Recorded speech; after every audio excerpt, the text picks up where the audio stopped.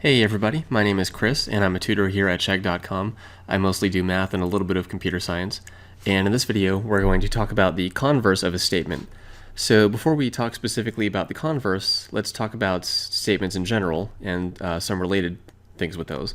So in general, the types of statements that we'll be talking about are logical if-then statements that are something of the form if P, then Q. Okay, so this will be a statement for us. All right, and what's P and what's Q? Well, P and Q are both logical expressions that have truth values. So they could be statements in a language, like the English language, for example, or they could be mathematical expressions that have truth values like mathematical equation or inequality or something like that. So basically P and Q are just things that have truth values.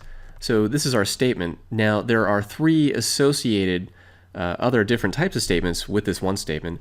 So we have inverse,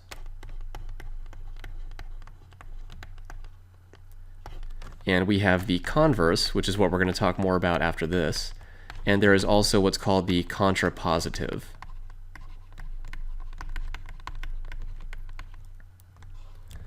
Okay, so a statement if P then Q. Now the corresponding inverse for this is going to be if not P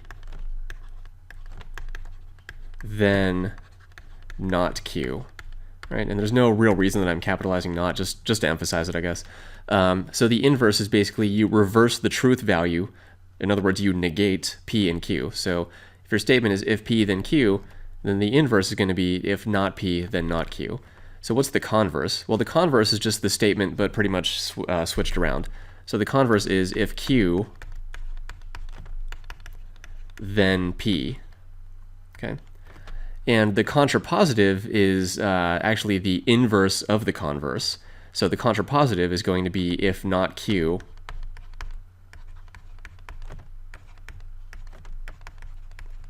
then not P. Okay?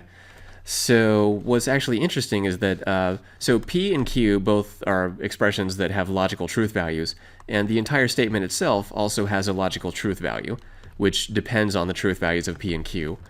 We don't want to get into too many details, that's sort of a topic for a different video, but just know that P and Q and the entire statement all have logical truth values. Now what's interesting is that a statement and its contrapositive always have the same truth value. When one of them is true, the other one is also true. When one of them is false, the other one is also false. But we cannot say the same thing about a statement and its inverse or a statement and its converse. So if a statement is true, then the inverse may or may not be true. If a statement is true, then the converse may or may not be true. And the same thing, if the statement is false, then the inverse and the converse may or may not be false or true. We just don't know. Okay, so well, we can figure it out, but in general, there's no way to tell. So let's go ahead and see an example. We'll see an example of a statement which is true that has a converse which is true, and a statement that's true that has a converse which is false. Okay. So let's say our statement is, for example, if x equals 2, then x plus 1 equals 3. Okay, so in this case, this is going to be our P, and this here is our Q. Okay, so P and Q are mathematical expressions, or more specifically, mathematical equations that have logical truth values. So if x equals 2, then x plus 1 equals 3. And I think we can all agree that this is a true statement, right? If x equals 2, just add 1 to both sides, and you get x plus 1 equals 2 plus 1, and 2 plus 1, of course, is 3, so we get x plus 1 equals 3. So I think we can all agree that that's true. Now, what's the converse of this statement? So here's our statement. So this is our statement, STMT. Now, what's the converse?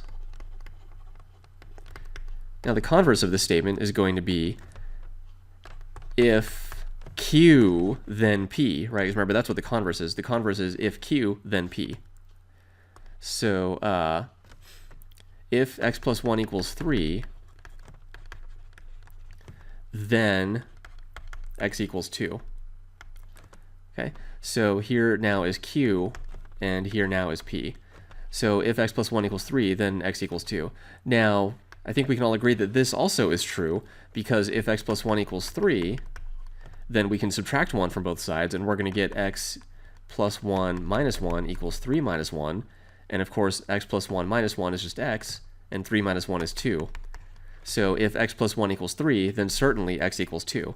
Okay, so in this case, the statement and its converse are both true together, so they both have the same truth value. All right, so now let's see an example of a statement whose converse is not true. So let's say our statement, stmt, is if x equals 2, then x squared equals 4.